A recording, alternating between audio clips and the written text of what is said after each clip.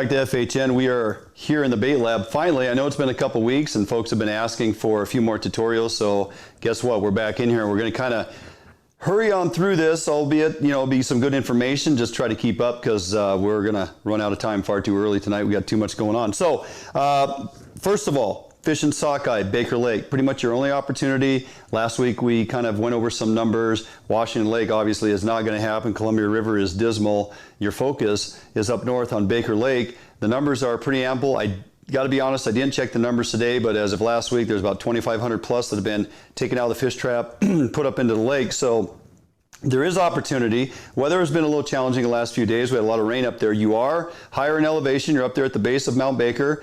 Beautiful, really surreal place to go. Give it an opportunity, but as we'll talk with Cal later in the show, water conditions are up, a little bit of wood floaty debris that is out in the lake, as often is the case this time of year when the water comes up. You got to be careful when you get up on step and head up to the other end of the lake where you're going to target these sockeye. So some things to think about. We'll get into the lures and presentation, but don't think you got to go all heavy and big gear for these things. Yeah, they're sockeye salmon, but guess what? Kokanee gear works fantastic. I fish nothing other than my standard Kokanee rods that I've been using for years. And do yourself a favor, use your Kokanee rods. You're going to absolutely enjoy it. Some of the bigger ones we got a few years ago, 8 and 9 pound range on Kokanee rods. Are you kidding me? Fantastic way to go about it, and you'll have a very good time. So simply pick up your Kokanee rods, use your reels that have some means of a line counter, whether it's digital or mechanical, and make sure you dial in your program knowing exactly your depths and your setbacks. Okay, let's tighten it up a little bit here and talk specific gear.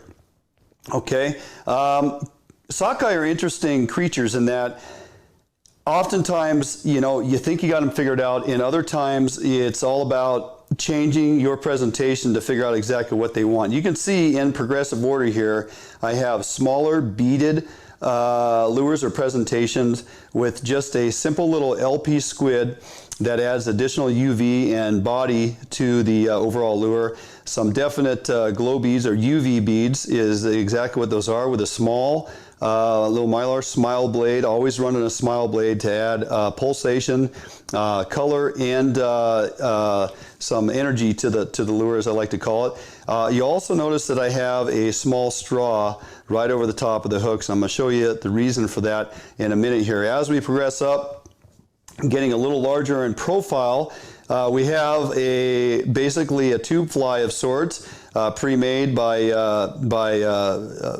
various companies. You can find these all over the place, or you can tie them yourself. Simply slide them down your leader. They sit on top of your Coon-Shrimp or sand shrimp if you choose, at the top end of your lure. Couple UV beads, another small blade. Getting even larger, these silver horde small little hoochie presentations. This is the junior ace high fly. Works fantastic. Lots of UV, lots of flash, tapered head. Again, running a smile blade on this with some UV beads. I have some other larger 6mm UV beads that are in above the hooks for the body. And all these lures, in progressing to even this larger squid, this little silver horde squid, got a Yakima bait candy blade on there that has UV and a lot of flash and color in pinks. Again, you're going to notice one thing that's consistent. Most of these lures are pink. I've found over the years that with sockeye, they really respond to pink lures overall. So when you find what's working for you, why change it? When you decide to take pink off, go ahead and put pink back on, because that's what's going to get it done. All of these lures are tied on 1/0 drop shot hooks. These are sockeye. They have fairly big mouths, so I go with the 1/0 hooks. And we have a straw on here to help secure my bait. Now, some people like to fish sand shrimp for sockeye. Sand shrimp will work, and there's different, some guys will simply run a small couple beads in a spin-and-glow and drag your sand shrimp around, and they'll wrap that with some magic thread or however you put that on there so it stays. I've always been kind of drawn to the Coon-Shrimp, and the recipe that I make year in and year out works for sockeye very well. It works for Summer Steelhead, it works for coho. I stick with it, it's proven. Showed you several shows back early on in the season how to get your Coon-Shrimp ready for Summer Steelhead. Guess what? They've been in the fridge since then. Actually, that was 7/27. This jar is 7/27/16, believe it or not. I didn't get my recent jar, so these will last in my fridge for a couple years if I don't fish them. That's the other benefit to carrying them yourself. Let's talk a little bit about how to put the Coon-Shrimp on the hook. So we have basically here a nice firm cured up Coon-Shrimp. It's in red, smells like anise or anise because that is what they prefer. I'm looking at the head is towards me, the carapace is towards me, body behind it. I have this size 1/0 hook. I'm going to simply go through the meat part of the body, curl that up and through just at the back of the head or the carapace area, and we're going to push that on through, okay?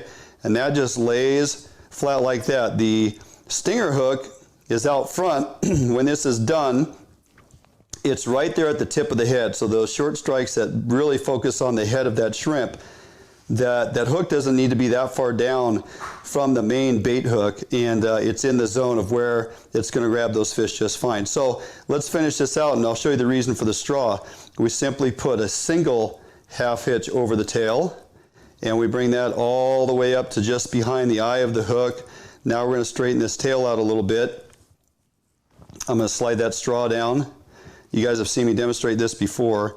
And we just align all those feet or legs along the tail, and we twist that straw, pull the leader tight. We just twist that straw until it goes down on the tail.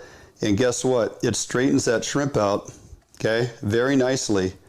Now on this particular lure, I got a couple beads that stack on there that helps hold the body of the squid just out over the top end of that.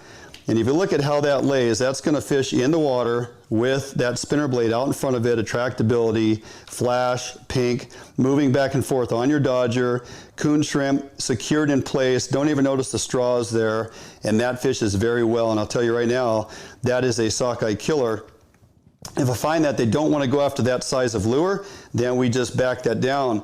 And in the morning, we'll start off with 3 or 4 rods, and we'll put on 3 or 4 different lure size presentations.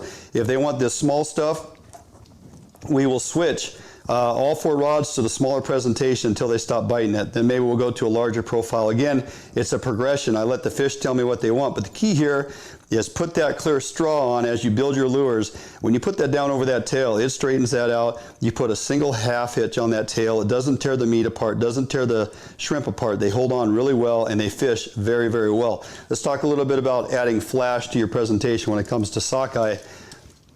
These are silver horde dodgers. I like to create a lot of ruckus, noise, and flash. I will put on extra UV tape in different patterns to capture sunlight and light penetrating the water. I put it on both sides to create extra flash and extra attractability. Something else you can do is you take a couple of these dodgers simply by hooking them together in a succession, believe it or not, and drag those off of your downrigger ball. You'd be amazed at how well that works. I'm not saying you connect your line to this in any way. You have your clip that goes to your off your downrigger ball to your line, but also off your downrigger. If you're not running any type of flasher or attractability, you need to drag some types of flashers that oscillate and create a whole lot of noise and ruckus and flash. You'll find if you have decent electronics, you can actually watch this sockeye close-up proximity to your boat on your electronics. You'll just see the sockeye swimming along with the extra flash underneath your boat, and you're just hoping a few of those will peel back and find your presentation as you drag it through. Typically on sockeye, you don't have to have very far setbacks unless a lot of boats on the water have pushed them back or pushed them deeper, and you're finding that close proximity to your boat, you're not getting many strikes. You want to go ahead and set those back 30 or 40 feet or even further, but in the most part, create that flash near your boat, keep your presentation close, okay? That's kind of the deal on sockeye. I run a handful of lures, lots of pinks, different sizes, put on different sizes in the morning, let the fish tell you what they want. I'm telling you, tie that straw into your lure or presentation, it's going to, you're going to be very happy with how that fish is once you put your coon shrimp on there. Let's talk a little bit about summer steelhead.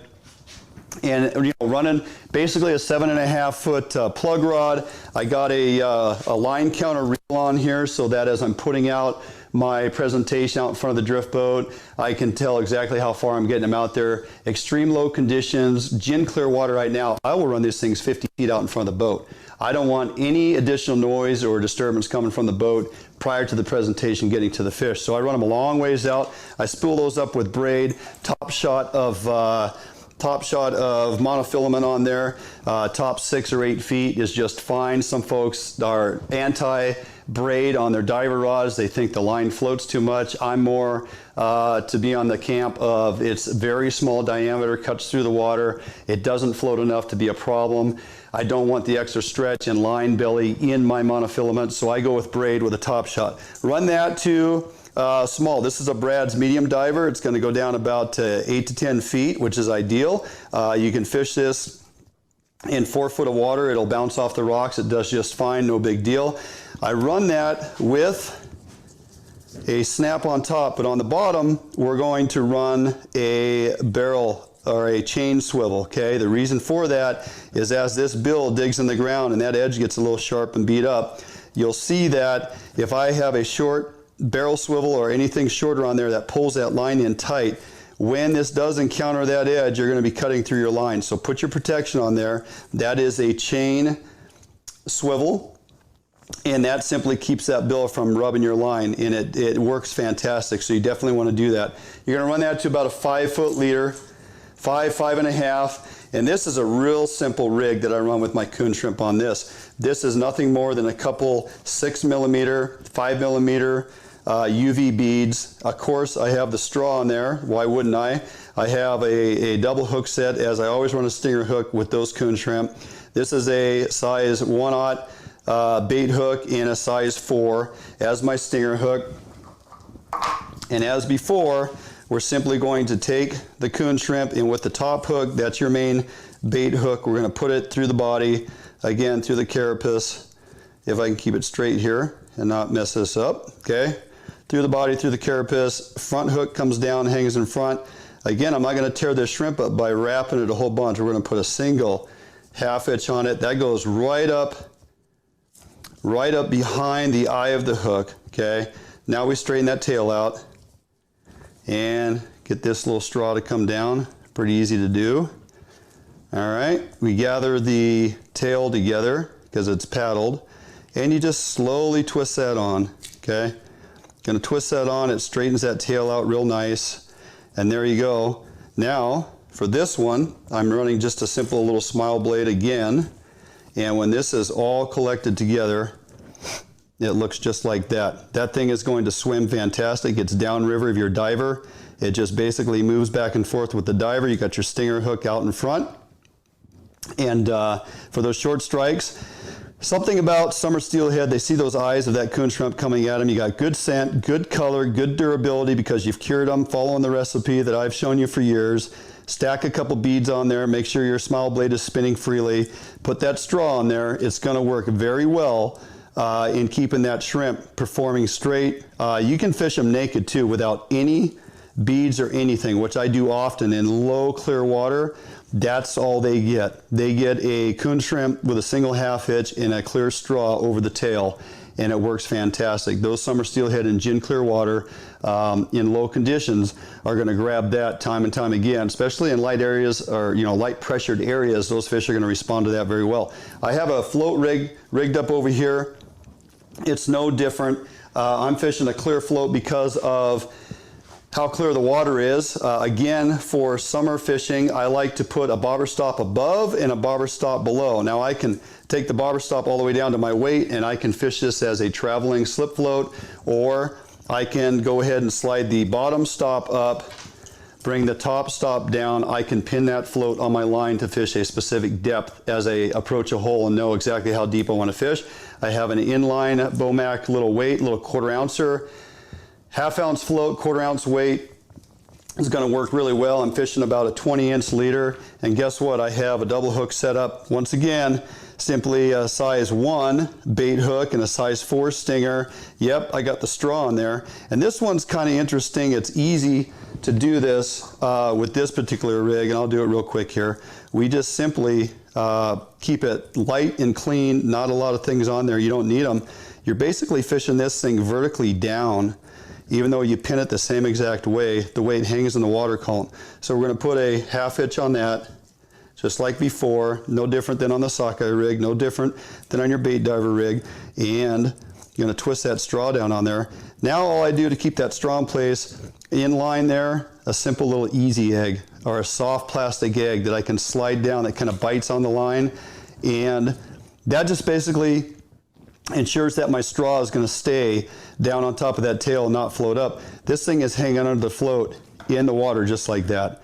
It's going to fish out in front of you, through the drift, under a bobber, and it's going to go through the water column just like that. And the fish absolutely hammer these things hanging vertically. It doesn't have to present like a jig. There's no reason for that. Believe it or not, a dead shrimp with good color, good scent, hanging vertically in the water column is something that captures steelhead's attention.